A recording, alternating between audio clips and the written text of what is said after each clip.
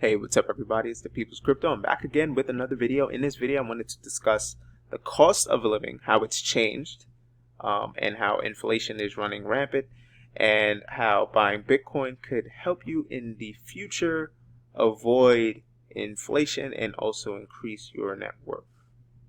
Please keep in mind that this video is for entertainment purposes only. Please do your own research and please seek out a financial advisor before making any investments.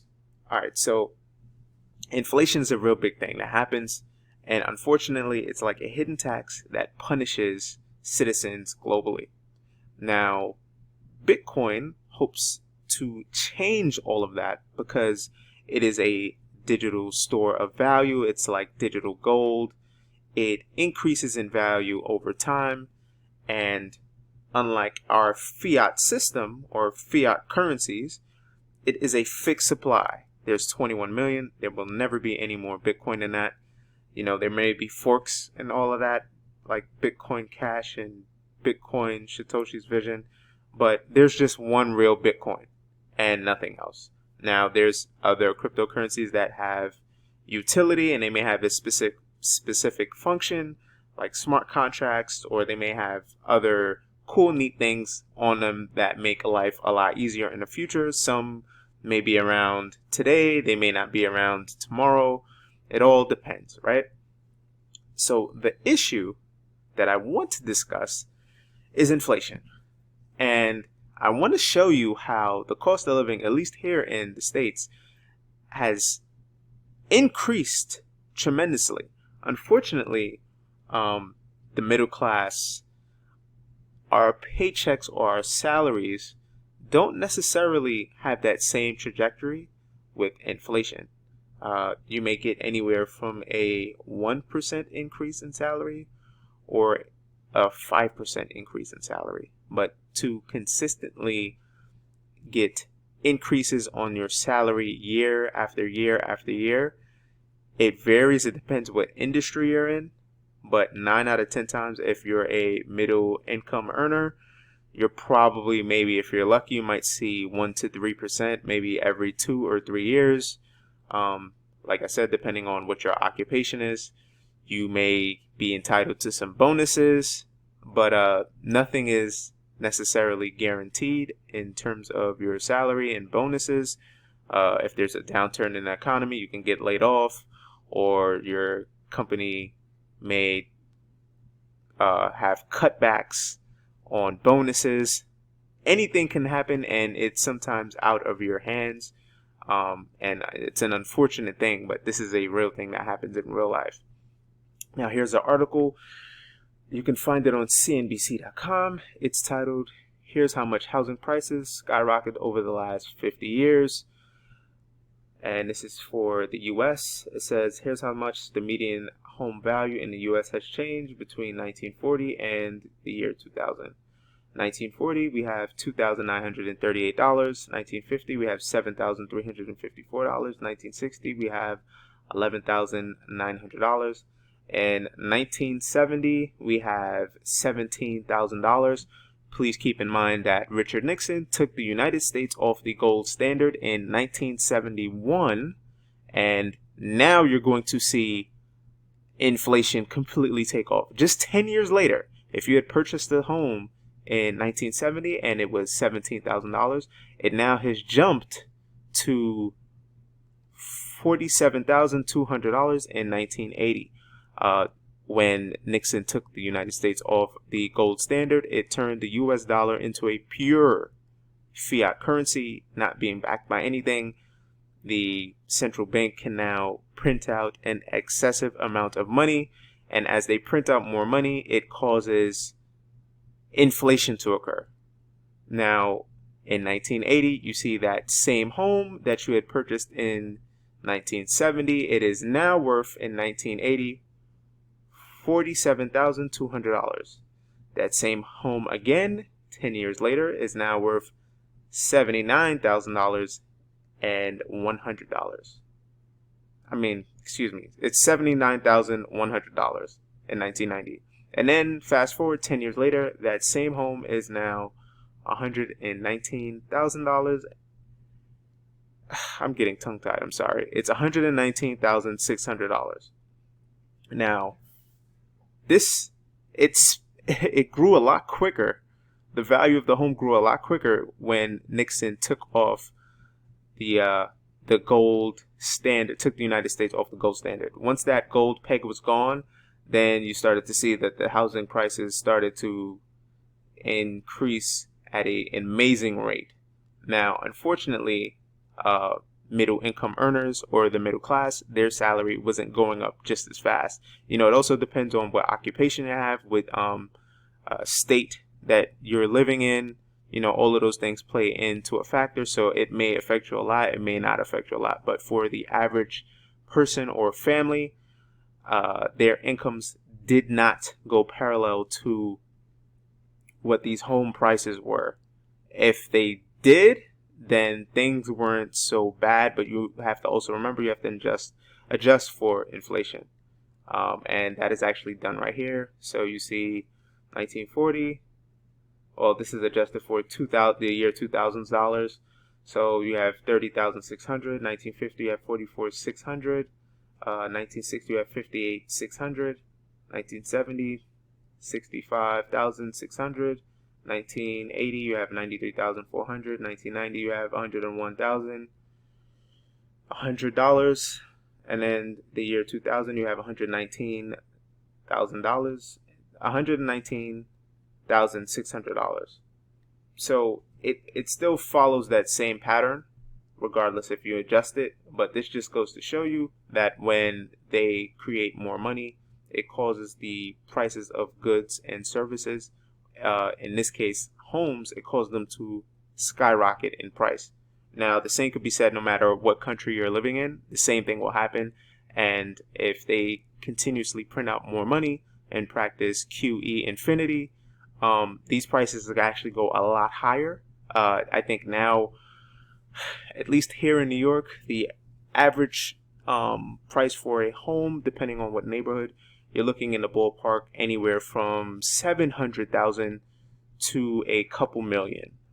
In some instances, depending on what neighborhood you're looking at, it could easily be anywhere from 1.5 to about $5 million for a home, depending on the area, the school district, and all of these other things that play in a role in what the price of that home may be. Now let's take a look at college tuition.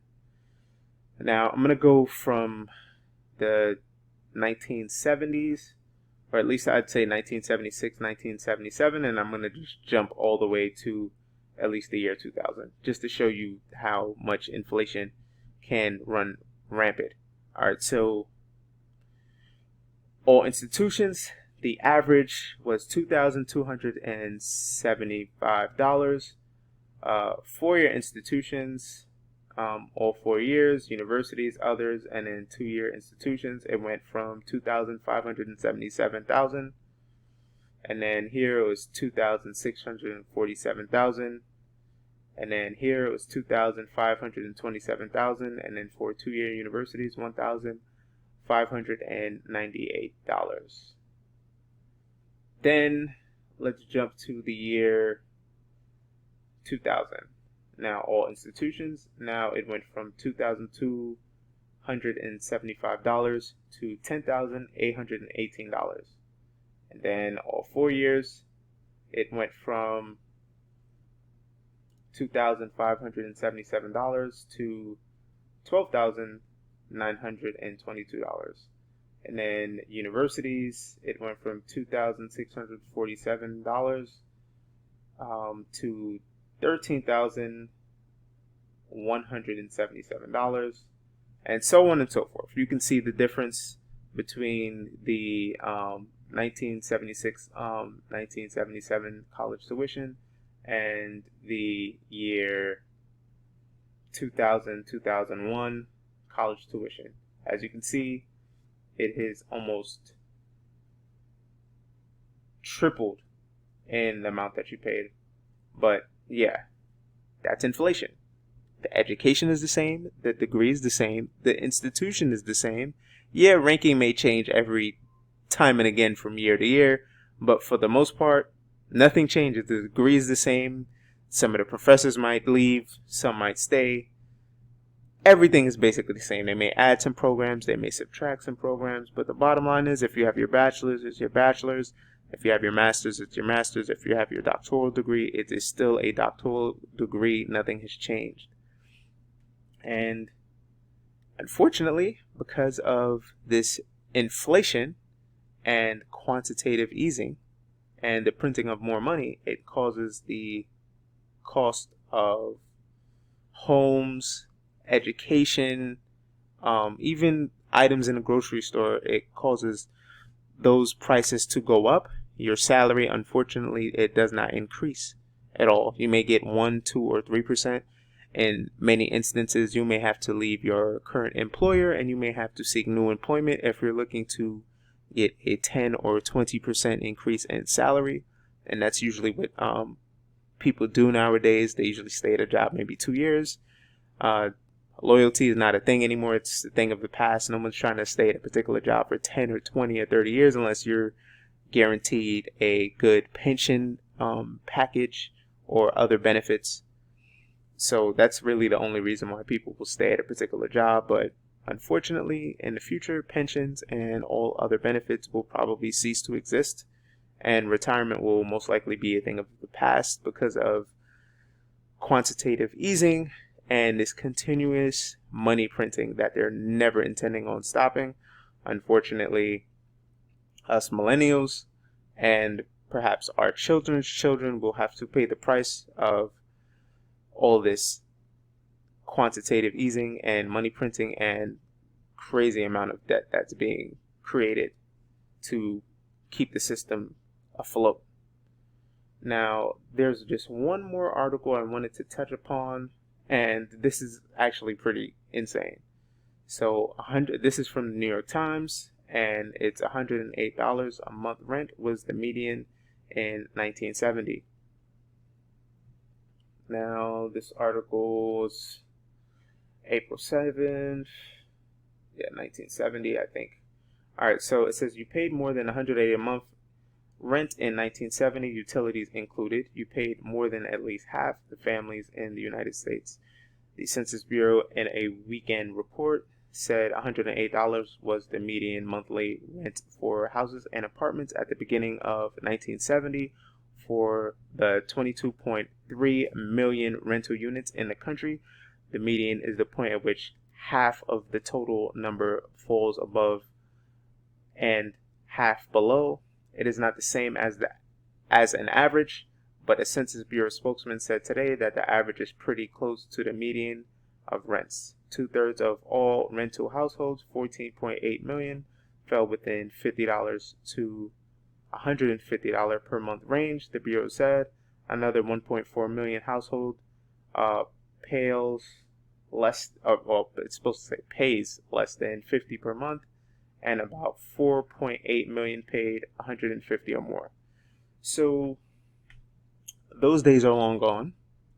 Here in New York City, rent can be anywhere from $2,500 to about maybe $7,000 or $8,000. With the current health crisis that's going on, at least in Manhattan, a lot of those prices have been falling because people are fleeing the city, here at least, and many other major cities for that matter, and they're going to the suburbs and other areas where the cost of living is a lot less. Some people who are actually being allowed to work from home, they're packing their bags and they're going to other cities and states, or they're going to other suburbs that's more affordable. But essentially, the point I'm making is this. You have Bitcoin. It is a scarce asset. There's not too many being made. And at one point, it was 1 cent, literally 1 cent when it was first created. And now it's trading around $9,000 from the time of me recording this video. Eventually, when we have hyperinflation, because we will have it, I don't know when exactly it will happen, or when our currencies collapse, or when the US dollar collapses, Bitcoin will probably go to the moon and it will be astronomical in value. And for all of you who are listening, you will be extremely well off, because there will be nothing else for people to buy. People will probably buy up all the gold, they will buy up all the silver, and the other alternative would be Bitcoin. Unfortunately, institutions are getting into Bitcoin now because they see how beneficial it is to have funds outside of this failing system. They know what's going on. They know about the quantitative easing. They know about the fiat currency that we have not being backed by anything. They can print it at will. You know, these same institutions are obviously going to fill their pockets as much as possible with the fiat. It's a greed thing. You know, greed is good, at least in their eyes, and they're going to continue to purchase. Well, not purchase. They'll continue to utilize fiat and purchase all assets of value, and eventually, when they run out of gold and silver, Bitcoin will be the next option, and it will go to the moon. You know, obviously, this is not investment advice. Do your own research. But if you look into the things that I've shown you in this video, you'll see that Bitcoin will have some value, or a lot of value, in the future. And for us earlies, or the people who have gotten into it before the next two halvings, which the next two halvings are in 2024 and 2028, and then we still have a couple more halvings every 4 years after that down the line, it's eventually going to get ridiculous. If I were you, I would dollar cost average. If you have friends and family that you care about, maybe get them $20 worth or $100 worth, which would be a million Satoshis still. Stack your stats. And, you know, that's basically going to do it for at least this portion of the video. I'm going to go over some prices. And let's take a look at the cryptocurrency prices. Right now, Bitcoin is $9,191.51. Ethereum is $237.85. Tether is $1. XRP is 20 cents. Bitcoin Cash is $227.30. Bitcoin SV is $177.70. Cardano is 12 cents. Binance Coin is $18.18. Litecoin is $43.01. Chainlink is $7.13. EOS is $2.52. And Tezos is $2.74. Stellar right now is 8 cents. And Monero is $67.72. And that's going to wrap it up for this video. Please like, share, and subscribe to the channel. If you're listening to this on YouTube, also hit the notification button. If you're listening on LBRY, please share the video. And please suggest someone to follow if they're interested. And that's going to do it for this video. Thank you. I appreciate you listening, and have a safe one. I will see you guys and gals later.